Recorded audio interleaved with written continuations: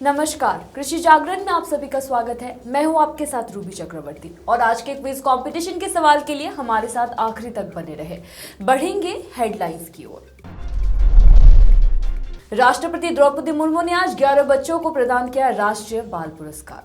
मंत्री नरेंद्र सिंह तोमर का बयान, कहा देश में मिलेट्स का उत्पादन, खपत, निर्यात बढ़ने का लाभ किसानों को मिलेगा। कृषि जागरण के सहयोग से एएफसी इंडिया लिमिटेड 24 जनवरी को दिल्ली में भारत के पहले एफपीओ कॉल सेंटर का करेगा उद्घाटन, किसानों को मिलेगा डायरेक्ट फायदा। दिल्ली में गणतंत्र दिवस की फुल ड्रेस रिहर्सल, आज ट्रैफिक पुलिस ने कई रास्ते किए बंद। केरल में बिना एक्सपायरी डेट के ताजा फूड पार्सल की बिक्री पर बैन। केंद्रीय विद्यालय संगठन ने केवीएस भर्ती 2023 के लिए परीक्षा तिथियां की जारी। प्रधानमंत्री मत्स्य संपदा योजना के तहत मछली पालन पर मिलेगा 50% की सब्सिडी। पश्चिमी उत्तर प्रदेश में गन्ने की फसल में फैला खतरनाक टॉप बोरर रोग, किसान परेशान। किसानों को मिलेंगे सस्ते बीज, मोदी सरकार बना रही बड़ा प्लान। कोटा कृषि महोत्सव की तैयारी जोरों पर, बूंदी से पहुंचेंगे 11,000 किसान। छत्तीसगढ़ के लिए खुशखबरी, गोबर खरीद करने वाला देश का पहला राज्य बना छत्तीसगढ़। शेयर बाजार में मजबूत शुरुआत, सेंसेक्स 300 अंक चढ़ा, निफ्टी 18,100 के पार। जम्मू कश्मीर के लोगों के लिए अच्छी खबर, यूएई में बिकेगी कश्मीर की सब्जियां। राजस्थान के किसान होंगे हाईटेक, बेहतर फसल के लिए ड्रोन किराए पर देगी सरकार। दिल्ली में बदला मौसम, कई शहरों में ओलावृष्टि तो कई हल्की बारिश।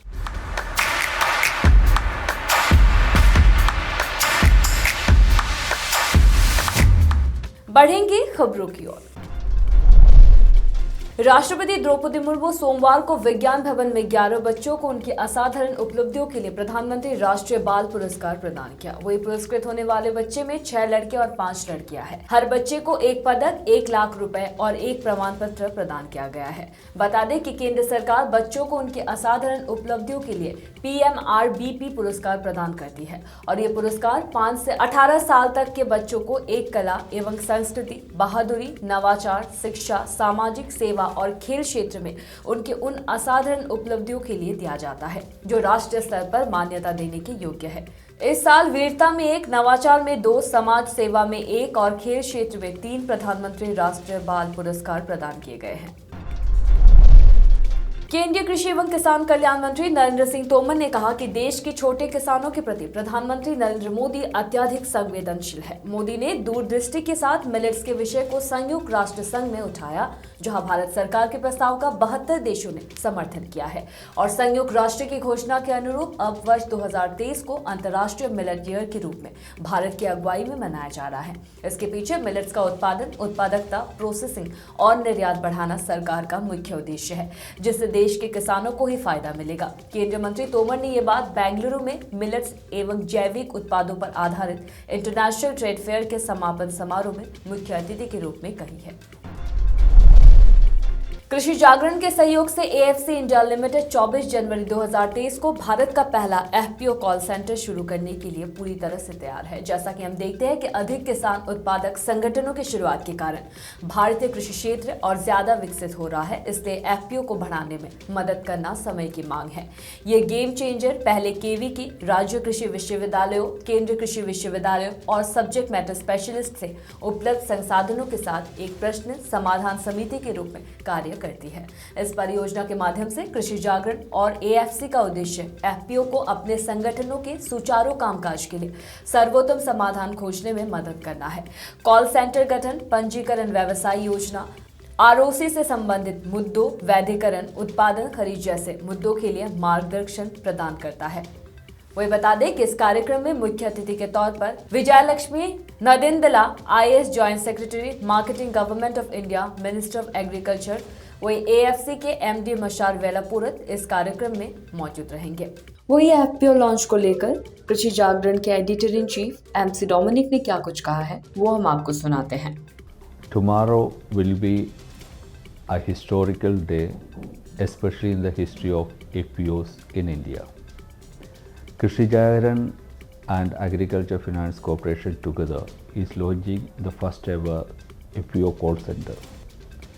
The intention of the call center is to support the dream of Prime Minister making 10,000 FPOs successful. We know that FPOs face different challenges. This call center will be a solution for them to guide them to success, to answer all their queries.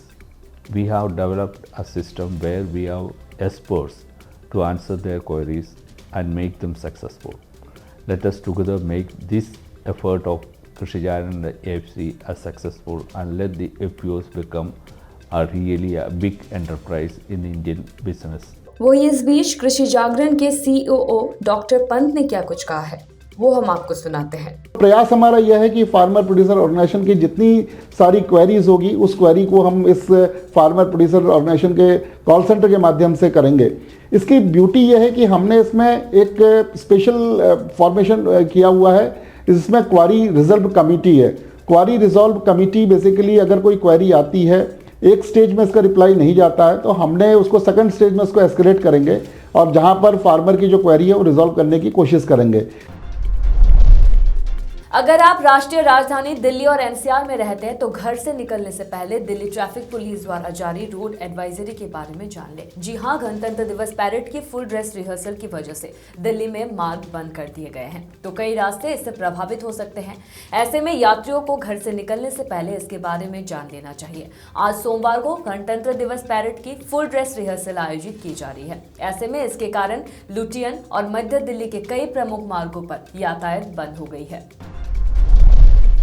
Kerala के स्वास्थ्य मंत्री Veena George ने शनिवार को कहा कि केरल में बिना डेट लेवल वाले फूड पार्सल प्रतिबंध है। सुरक्षा चेतावनी स्टिकर में तैयारी की तारीख और समय के विवरण के साथ साथ उस समय सीमा का भी उल्लेख होना जरूरी है जिसके भीतर भोजन का सेवन किया जाना चाहिए।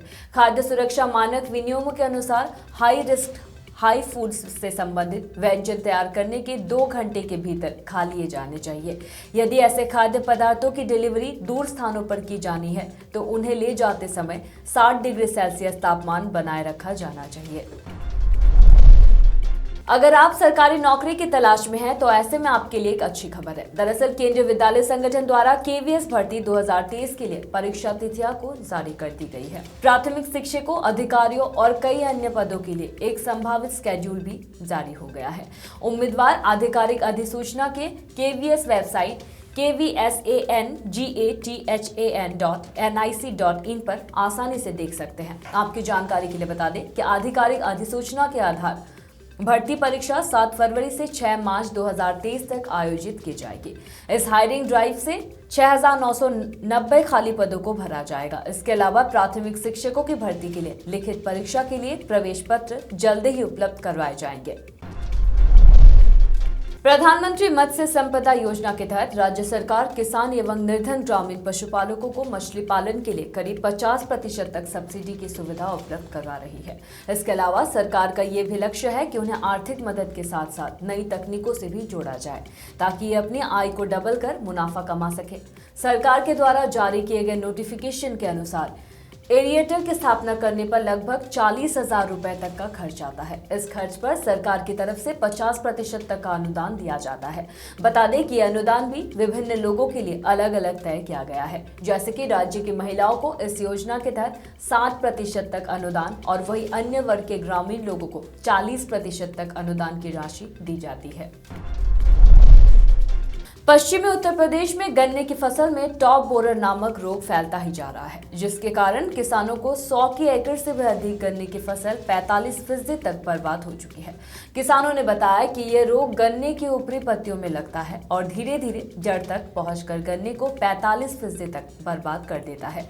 इससे न केवल गन्ने का साइज छोटा रह जाता है, वही शुगर का स्तर भी कम हो जाता है, गन्ने का वजन भी घट जाता है, जिससे किसानों की फसल की गुणवत्ता खत्म हो जाती है। ये रोग 238 गन्ने की किस्म में अधिक देखा जा रहा है। इसके अलावा गन्ने की पत्तियों पर ब्लैक फंगस लग जाती है, जिससे पत्तियां पूरी तरह सूख चुकी है। इससे पशुओं को हरा चारा भी नहीं मिल पा रहा है। इससे किसानों को दोहरी मार झेलनी पड़ रही है। वही किसानों का कहना है कि अभी तक इसका कोई दवाई बाजार में उपलब्ध नहीं है। जो दवाई मिल रही है वो असरदार नहीं है।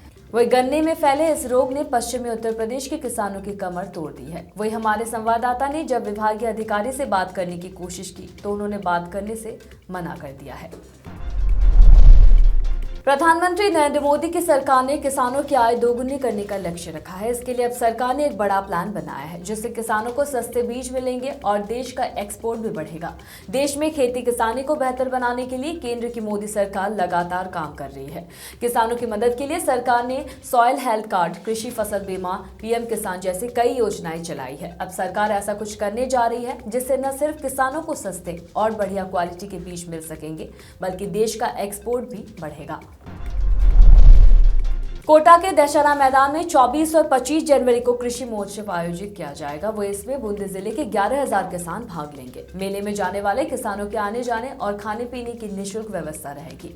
मेले के संबंध में रविवार को वर्चुअल मीटिंग का आयोजन किया गया। वहीं बूंदी के कृषि सहायक निदेशक महेश कुमार शर्मा ने बताया कि 24 और 25 जनवरी को कोटा के दशहरा मैदान में होने वाला कृषि महोत्सव में जिले भर से 11,000 किसान जाएंगे। इनमें 24 तारीख को 4,000 किसान, वही 25 तारीख की बात करें तो 25 तारीख को 7,000 किसान इस मेले में जाएंगे। किसानों के जाने की व्यवस्था और खाने की व्यवस्था बिल्कुल निःशुल्क रहेगी। कृषि मेले में जाने वाले इच्छुक किसानों के लिए बस की व्यवस्था की जाएगी।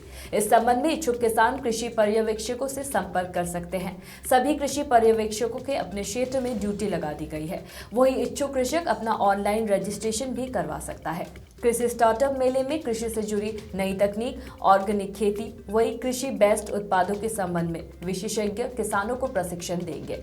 वही किसानों को प्रशिक्षण देने के लिए विशेष सत्रों का भी आयोजन इस मेले में किया जाएगा। मुख्यमंत्री भूपेश बघेल ने कहा है कि गोधन न्याय योजना के तहत गोबर विक्रेताओं से 1 लाख क्विंटल गोबर की खरीद की गई है। उन्हें अब तक 201 करोड़ रुपए का भुगतान किया गया है।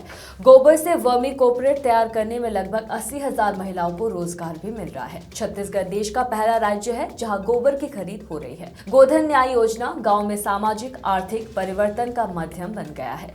मुख्यमंत्री आज रायपुर जिला के धरमसिंगवा विधानसभा के ग्राम माठ में भेंट मुलाकात के दौरान ग्रामीण को संबोधित कर रहे थे। हफ्ते के पहले कारोबारी दिन शेयर बाजार मजबूती के साथ खुले। बाजार पर वैश्विक तेजी का असर दिखा। सोमवार को सेंसेक्स 254 अंक उछलकर 6,000 से भी अधिक अंकों के लेवल पर, निफ्टी 384 अंक मजबूत होकर 4,298 अंकों पर खुला है। वही शुरुआती कारोबार में निफ्टी बैंक, पीएसयू बैंक, वही मेटल सेक्टर के शेयरों में मजबूती दिखी। सोमवार को डॉलर के मुकाबले रुपया भी मजबूती के साथ खुला। रुपया आज 18 पैसे की मजबूती के साथ 80.94 के स्तर पर खुला। वही 1 दिसंबर के बाद पहली बार रुपया 82 के स्तर के नीचे गया है। वही कारोबार के दौरान रुपया मजबूत होकर 80.88 के स्तर तक आया, जो 2 महीने में भारतीय मुद्रा का उच्चतम स्तर है। कश्मीर की सब्जियों और यहाँ के किसानों को लगातार बढ़ावा देने के लिए कश्मीर का कृषि विभाग लगातार काम कर रहा है। वैश्विक कृषि व्यापार में कश्मीर के किसानों एवं कृषि उद्यमियों की भागीदारी बढ़ाने के लिए कृषि विभाग कश्मीर ने सब्जियों की पहली खेप संयुक्त अरब अमीरात को भेजी है। गौरतलब है कि पिछले साल भी दुबई, शारजहां, अबू धाबी और अन्य खाड़ी बाजारों में सब्जियों की बड़ी खेप भेजी गई थी। श्रीनगर के डल क्षेत्र की सब्जी की खेप फेयर एक्सपोर्ट्स प्राइवेट लिमिटेड ने डल लेक सिस्टम टेम प्रोड्यूसर कंपनी लिमिटेड नाम के एक एफपीओ से खरीदी है। खेप को कृषि निदेशक कश्मीर चौधरी मोहम्मद इकबाल ने हरी झंडी दिखाकर रवाना किया। राजस्थान सरकार जल्द ही किसानों को खास तोहफा देने जा रही है। कारण सरकार कम लागत और कम समय में कृषि क्षेत्र में फसलों की निगरानी करने और रसायनों के छिड़काव के लिए ड्रोन मुहैया कराने जा रही है। इसके लिए 2 साल में हायरिंग सेंटरों पर करीब 1500 ड्रोन की व्यवस्था की जाएगी। इसका लाभ कम आय वाले किसान ले सकेंगे। अधिकारियों की माने तो इससे किसानों को बड़ा फायदा होगा। जो किसान एडवांस ड्रोन खरीद नहीं सकते, ऐसे किसानों को सरकार इन्हें किराए पर देगी। प्रमुख सचिव कृषि एवं उद्यानिकी दिनेश कुमार ने बताया, दुनिया भर में खेती से जुड़े कामों के लिए आर्टिफिशियल इंटेलिजेंस और ड्रोन का उपयोग बढ़ रहा है। इसी को ध्यान में रखते हुए राज्य में भी सरकार प्रौद्योगिकी के उपयोग को बढ़ावा दे रही है, ताकि किसान अपने आय और उपज बढ़ा सके। राज्य के प्रगतिशील किसानों ने पहले ही कृषि में ड्रोन का उपयोग करना शुरू कर दिया है। आने वाले समय में कृषि में ड्रोन की मांग और उपयोगिता में भारी बढ़ोतरी होगी। देश में इस हफ्ते के पहले दिन की शुरुआत हल्की ठंड और शीतलहर के साथ हुई है। बीते कुछ दिनों से भारत के कई राज्यों में सर्दी से राहत मिली हुई है, लेकिन अब यह अनुमान लगाया जा रहा है कि इस हफ्ते कुछ इलाकों में ठंड फिर से बढ़ सकती है। आज सुबह की शुरुआत दिल्ली में हल्की ठंड एवं शीतलहर के साथ हुई। यह भी देखा गया है कि यमुना के आसपास सटे इलाकों में आज सुबह घना कोहरा और ठंड में बढ़ोतरी देखी गई है। मौसम विभाग की माने तो आज दिल्ली में कई इलाकों में हल्की बारिश होने की संभावना जताई है। यह भी बताया गया है कि 26 जनवरी यानी गणतंत्र दिवस के दिन दिल्ली में गरज के साथ बारिश हो सकती है। अगर आज के दिल्ली के तापमान की बात करें तो न्यूनतम तापमान 9 डिग्री सेल्सियस और अधिकतम तापमान 24 डिग्री सेल्सियस तक रह सकता है। बता दें कि दिन के समय में दिल्ली के कुछ इलाकों में अच्छी खिली हुई धूप रहेगी। IMD के मुताबिक जम्मू कश्मीर और अन्य कई पहाड़ी इलाकों में आज और कल ओलावृष्टि देखने को मिल सकती है। इस सिलसिले में IMD ने कई इलाकों में अलर्ट जारी कर दिया है ताकि लोग मौसम की मार से सुरक्षित रह सके। और आज FTV ऑर्गेनिक के क्विज कंपटीशन में आपके लिए सवाल है कि बागानी फसल क्या है और आपके ऑप्शंस है नंबर 1 धान, नंबर 2 गेहूं, नंबर 3 जूट, नंबर 4 चाय। तो देर किस बात की है, फटाफट से मैं इसका जवाब कमेंट करके जरूर बताएं और जीते FTV ऑर्गेनिक के डिस्काउंट कूपन्स और ढेरों इनाम। फिलहाल कृषि जागरण में मेरे साथ इतना ही। खबरों का सिलसिला जारी रहेगा। अधिक जानकारी के लिए देखते रहिए कृषि जागरण। धन्यवाद।